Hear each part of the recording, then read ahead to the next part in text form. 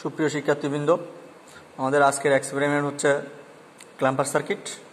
এই ক্ল্যাম্পার সার্কিটটা নিচে দেখানো হলো।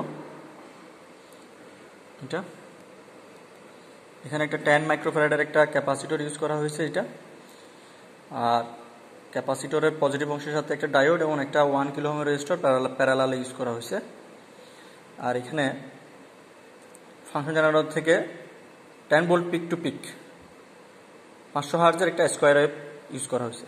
এখানে এই পজিটিভটা ফাংশন জেনারেটরের পজিটিভ প্রান্তটা ক্যাপাসিটরের নেগেটিভের সাথে গিয়ে লাগবে, আর এর নেগেটিভটা গিয়ে ডায়োড এবং রেজিস্টরের কমন প্রান্ত যেখানে আছে এখানে লাগবে।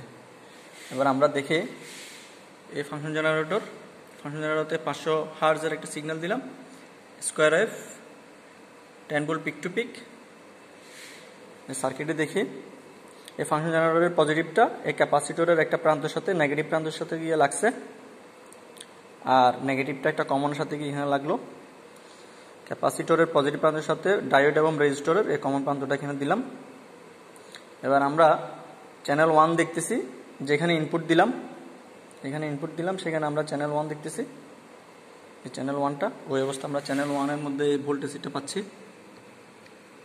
এই চ্যানেল 1 ইনপুট ভোল্টেজ যেটা দিলাম এটা হচ্ছে ইনপুট ভোল্টেজটা। আর আমরা ডায়োডের অ্যাক্রসে এবং কমনে এখন আমরা আউটপুট দেখতেছি। এই ডায়োডের এখানে এবং এই কমন প্রান্ত এই দুটার মধ্যে আমরা আউটপুট দেখতেছি। আউটপুট অবস্থায় অসিলোস্কোপের ওয়েভ শেপ হচ্ছে আস্তে আস্তে হচ্ছে এইরকম।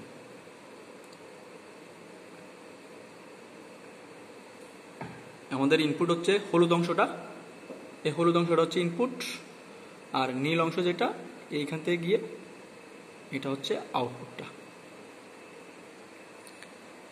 এটা হচ্ছে একটা ক্যাপাসিটর, এই ক্যাপাসিটরের ছোট অংশ যেটা এটা হচ্ছে নেগেটিভটা, আর বড় অংশ যেটা এটা হচ্ছে পজিটিভটা।